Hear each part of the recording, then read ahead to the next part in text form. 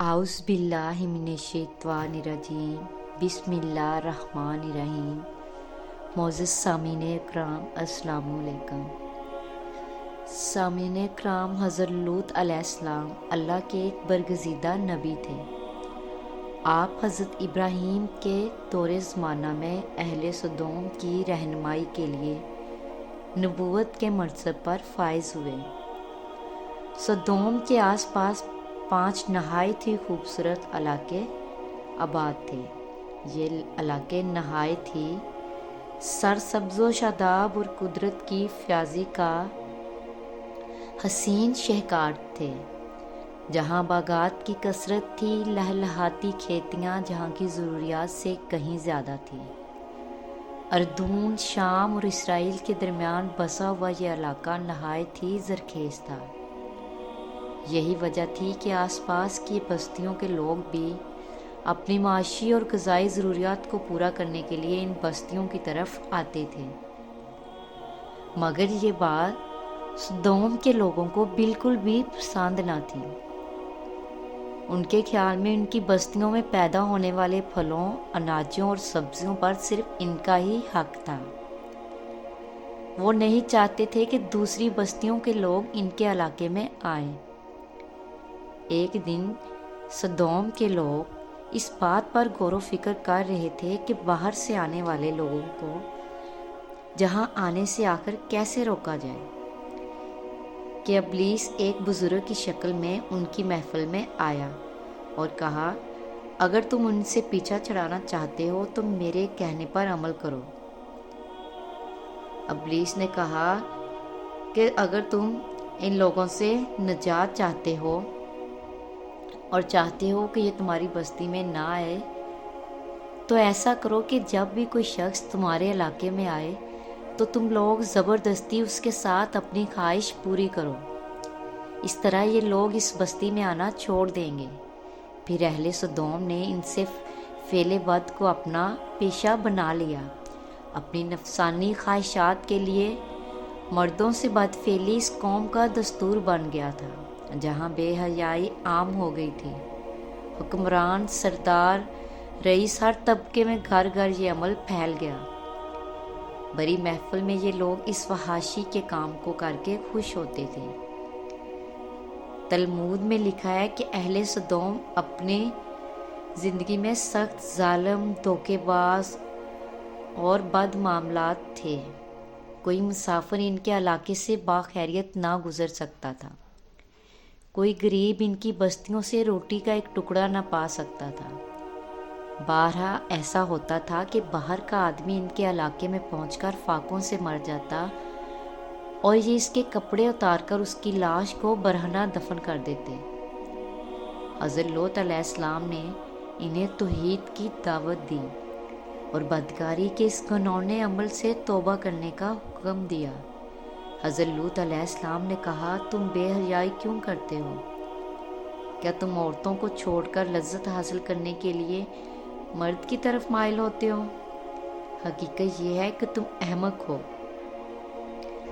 हज़रत लूत अलैहिस्सलाम अहले सदोम को दिन रात वाज़ो नसीहत किया करते, लेकिन इस कौम पर कोई असर ना होता, बल्कि वो बहुत फ़ख्रिया अंदाज में ये काम करते थे। इन्हें हज़रत लूत अलैहिस्सलाम का समझाना भी बुरा लगता था। लिहाजा उन्होंने साफ साफ कह दिया कि अगर तुम हमें इसी तरह बुरा कहते रहे और हमारे कामों में मुदाखलत करते रहे तो हम तुम्हें अपने शहर से निकाल देंगे। हज़रत लूत अलैहिस्सलाम ने नसीहत और तबलीग का सिलसिला जारी रखा और अपनी कौम को अल्लाह के अज़ाब से डरने का कहा।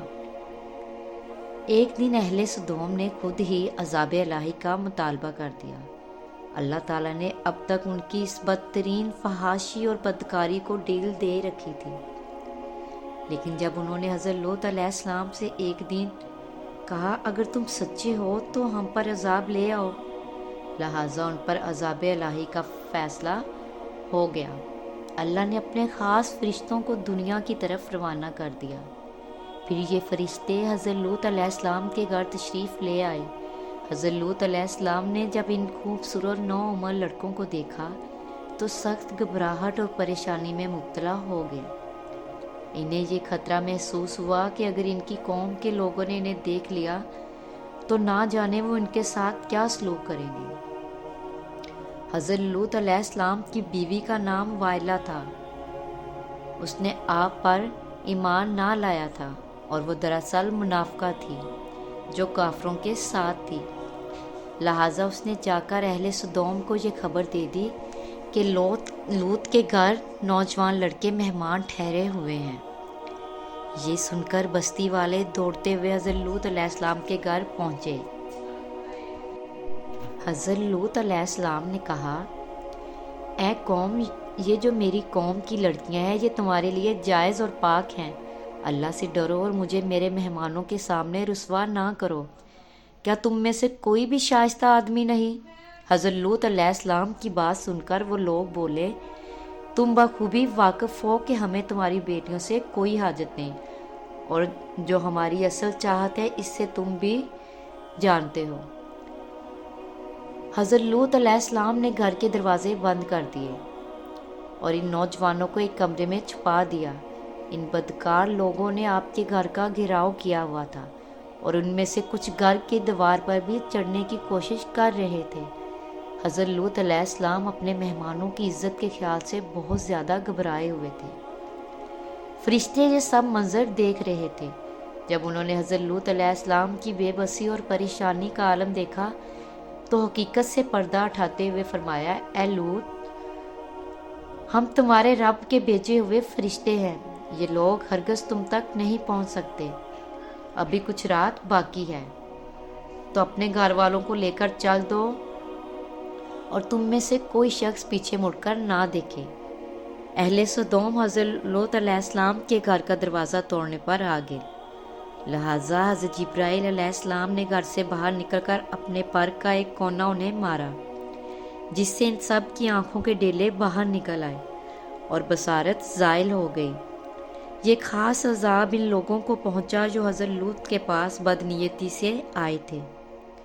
حضرت لوط علیہ السلام حقیقت حال جان کر مطمئن ہو گئے اور اپنے گھر والوں کے ساتھ ہی رات کو نکل کھڑے ہوئے۔